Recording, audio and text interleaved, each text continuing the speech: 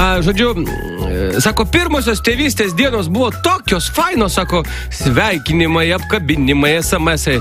Na, paskui su žmona ir vaiku grįžom iš gimdymo namų.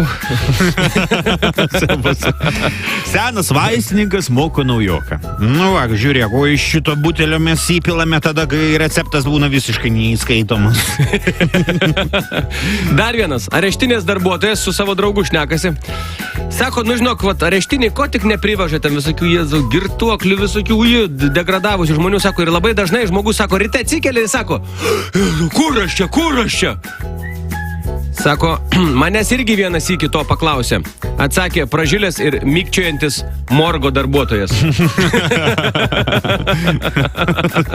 Savas. Dieve, atsiųsk man gerą vyrą, įdomų darbą, daugiau pinigų. Atsakymas iš dangaus. Tu bent jau iš namų išeik. Nuo to reikia pradėti. Dar vienas. Sūnus prieina prie tėčio, mokosi 5 klasėje, sako, tėti, aš turiu parašyti rašinėlį apie savo šeimą. O kaip tu galvoji, kaip geriau parašyti, ar sakinį, mano tėtis daug dirba, ar sakinį, mano tėtis daug uždirba?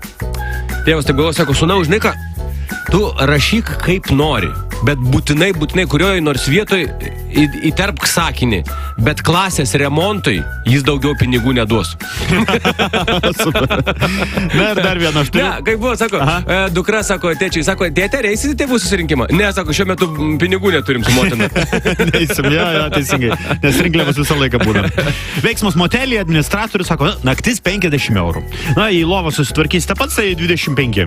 O, sako, gerai, tada pats galiu susitvarkyti, pasikloti, jokių problemų.